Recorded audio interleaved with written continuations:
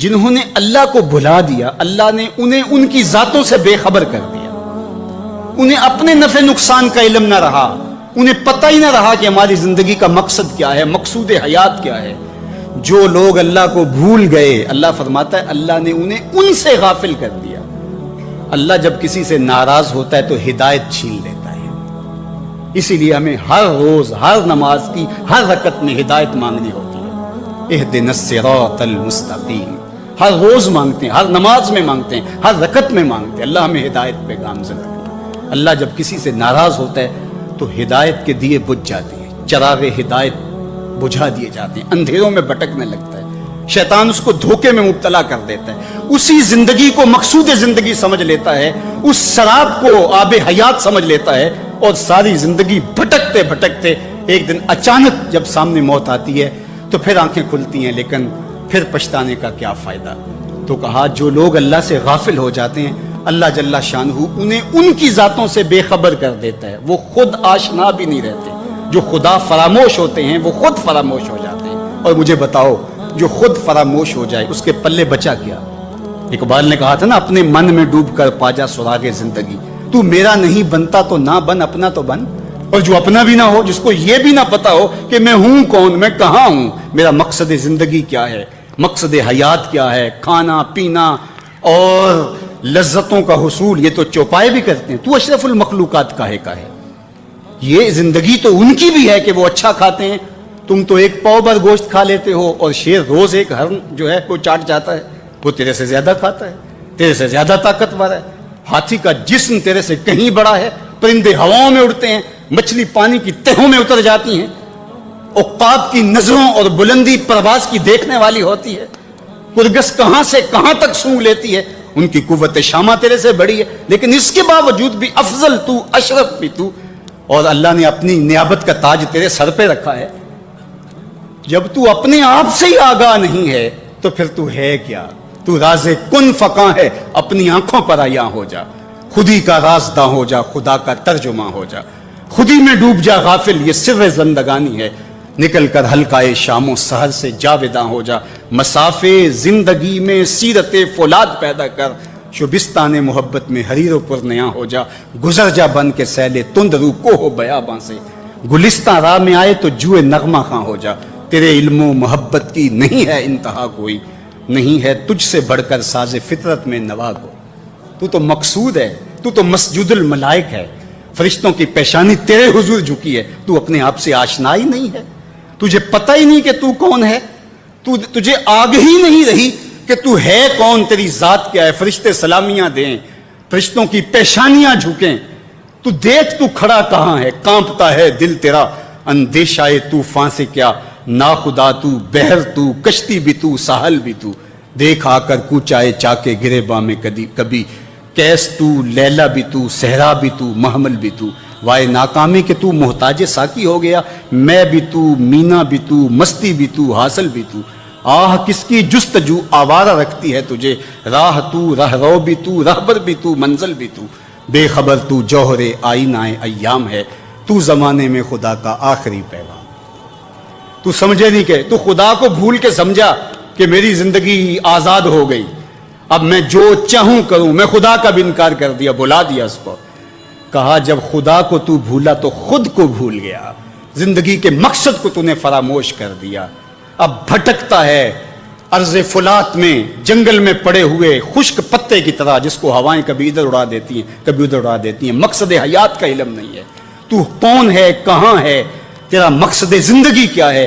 خدا کو بھولنے کا یہ نتیجہ ہے جو تجھے بھگتنا پڑ رہا ہے.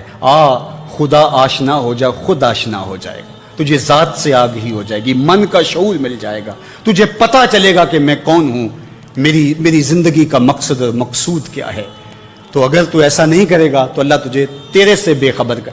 تیری ٹانگیں نہیں توڑ دی جائیں گی، تیرا رزق نہیں چھین لیا جائے گا، تیری آنکھوں سے روشنی نہیں اچکی جائے گی، تیرے کانوں کی سماعت نہیں کھینچ لی جائے گی. یہ سب کچھ ہوگا لیکن مقصد زندگی نہیں ہوگا. بندہ سمجھتا ہے میں نے انکار کیا تو کیا ہو گیا. میاں اللہ نے تجھ سے ہدایت لے لی. کسی زمانے میں ایک شخص نے عیسائیت قبول کر لی اسلام چھوڑ کے. تو کچھ لوگ اس کو سمجھانے کے لیے علاقے بھر کے علماء جمع ہو کے گئے کہ یہ عجیب ماجرا ہے، تم نے اسلام چھوڑ دیا؟ اس نے کہا ایک دن سخت سردی تھی اور میں نماز پڑھنے لگا تو بے وضو ہی پڑھ لی، اور بڑا ڈرا کہ یہ بہت زیادتی کی میں نے، تو لیکن مجھے ڈر لگ رہا تھا نماز کی حالت میں کہ کہیں اللہ کا قہر نازل نہ ہو جائے، لیکن کچھ بھی نہ ہوا۔ پھر ایک دن میرے پہ غسل واجب تھا اور میں نے اس حالت کے اندر نماز پڑھ لی، اور اس دن میں پھر ڈرا کہ یار زیادتی کی ہے تم نے، اللہ کا قہر آج ضرور نازل ہوگا، لیکن سلام پھرا، میں معمول کی زندگی گزارنے لگا۔ میں نے کہا اسلام تو دین ہی سچا نہیں ہے، میں اتنی توہین کی ہے، اتنی تذلیل کی ہے اس دین کی، لیکن مجھے کچھ نہیں ہوا، تو میں نے چھوڑ دیا اسلام کو۔ تو علماء نے کہا تو کہتا ہے مجھے کچھ نہیں ہوا، اللہ نے تجھ سے دین چھین لیا، تجھ سے دین چھین لیا، تیرے پلے رہا کیا؟ فَأَنْسَاهُمْ أَنفُسَهُمْ أُولَٰئِكَ هُمُ الْفَاسِقُونَ، کہا یہ بے حکم ہیں، نافرمان ہیں، جو اللہ کو بھلا دیں، اللہ کو فراموش کر دیں، یہ فاسق لوگ ہیں۔ لا يستوی اصحاب النار واصحاب الجنہ، اہل جنت اور اہل دوزخ برابر نہیں ہو سکتے۔ ایسا نہیں ہوگا کہ ایک ساری زندگی بدکاریوں میں گزارے اور ایک نیکوکار اللہ کی رضا کی سائے میں زندگی بسر کرے اور قیامت کے دن ایک جگہ کھڑے کر دیے جائیں، ایسے نہیں ہوگا۔ افنجعل المسلمین کالمجرمین، اللہ فرماتا ہے ہم ماننے والوں کو اور مجرموں کو کیا ایک جیسا کریں گے؟ ایسا نہیں ہوگا۔ اللہ تعالیٰ جل شانہ انصاف بھی کرے گا۔ ہاں، جس کو 33% نمبر دے کے پاس کیا جاتا ہے اس کی پوزیشن نہیں ہوتی، اس کو پاس ضرور کر دیا جاتا ہے، چلو اس کو سٹار لگا کے پاس کر دو، پوزیشن انہی کی ہوتی ہے جنہوں نے محنت کی ہوتی ہے، رت جگہ کاٹے ہوتے ہیں۔ تو کہا مجرم اور ماننے والے برابر نہیں ہوں گے، تو فرمایا کہ وہ بے حکمے ہیں جو اللہ کے حکموں کو توڑتے ہیں، اس کے احکام کی جو ہے وہ توہین کرتے ہیں۔ تو جنت والے اور دوزخ والے برابر نہیں ہو سکتے، جنت والے جنت کے مزے لیں گے اور جہنم والے جہنم کی جلستی آگ میں ایک ذلت کی زندگی کاٹیں گے، موت بھی نہیں ہوگی وہاں۔ اللہ تعالیٰ جل شانہ قیامت کے میدان میں موت کو مینڈے کی شکل میں ظاہر کرے گا۔ کہتے ہیں جنت میں جا کے جنتیوں کے سینے میں ایک ہی خدشہ ہوگا، کھٹکا ہوگا، کہیں موت نہ آ جائے اور یہ نعمتیں چھن نہ جائیں، اور جو جہنمی ہے ان کے سینے میں ایک ہی امید کا چراغ روشن ہوگا، کبھی موت آ گئی تو مر جائیں، جان چھوٹ جائے۔ پھر مینڈے کی شکل میں روایت میں آتا ہے کہ موت کو لایا جائے گا، جنتی جنت سے، جہنمی جہنم سے گردنیں نکال کے اس منظر کو دیکھ رہے ہوں گے، پھر موت کو ذبح کر دیا جائے گا۔ جنتی اتنے خوش ہوں گے کہ اگر موت کو موت نہ آئی ہوتی تو یہ خوشی سے مر جاتے، اور جہنمی اتنے افسردہ اور دکھی ہوں گے کہ اگر موت کو موت نہ آئی ہوتی تو یہ صدمے سے مر جاتے۔ اب موت بھی نہیں ہے، جلو جہنم میں، اور یہ جنت والے فائز المراں، اصحاب الجنت هم الفائزون، یہ کامیاب اور بامراد۔ اللہ اہل جنت سے کہے گا کہ اردیتم، کیا تم راضی ہو؟ تو وہ کہیں گے ہمیں کیا ہوا کہ ہم راضی نہ ہو، ہمیں تو وہ ملا کہ جس کا ہم تصور بھی نہیں کر سکتے تھے۔ عمومی طور پہ لوگوں سے لوگ ہنس ہنس کے بات کر رہے ہوتے ہیں، گھر میں ان کا رویہ کچھ اور ہوتا ہے۔ کسی شخص کی سیرت کو پہچاننے کا بہترین ضابطہ کیا ہے، یہ دیکھا جائے کہ وہ اپنی بیوی کے ساتھ کیسا ہے، اور یہ ضابطہ خود میرے حضور نے دیا، تم میں سے سب سے بہتر وہ ہے جو اپنے اہل خانہ کے ساتھ بہتر ہے، اور میں تم میں سب سے زیادہ اپنے اہل خانہ کے ساتھ بہتر ہوں۔ جب حضور کا وصال ہوتا ہے تو 9 ازواج حضور کے نکاح میں تھی، کسی ایک کو بھی میرے حضور پہ شکایت نہیں تھی۔ یہ حضور کا انصاف، ان کو وقت دینا، ان کے لیے حضور علیہ السلام کا ایثار اور ان کے لیے حضور کی محبتیں۔ حضرت خدیجہ الکبریٰ رضی اللہ تعالی عنہ کا ذکر کرتے ہیں ان کے وصال کے بعد تو حضور کی آنکھیں چھلک پڑتی ہیں، اور جانور ذبح کرتے ہیں اور گوشت کے ٹکڑے ان کے سہیلیوں کے گھروں بھیجتے ہیں۔ حضرت عائشہ رضی اللہ تعالیٰ عنہ فرماتی ہیں میرا ان سے جو رشتہ تھا تو مجھ سے نہ رہا گیا، میں نے ایک دن کہہ دیا حضور آپ اس بوڑھی عورت کا ذکر نہیں چھوڑتے، بڑھاپے کی وجہ سے جس کے ہونٹوں کے گوشے بھی رنگ بدل گئے تھے۔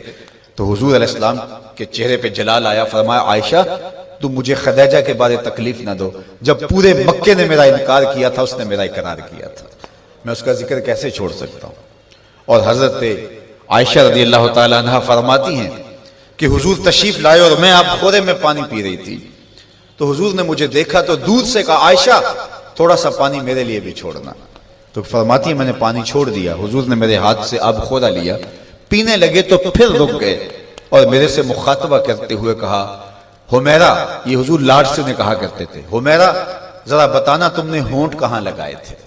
میں وہاں ہونٹ رکھ کے پانی پینا چاہتا ہوں، مجھے یہ بتاؤ اگر شوہر کا رویہ بیوی کے ساتھ یہ ہوگا تو گھر جنت کا ٹکڑا بنے گا یا نہیں؟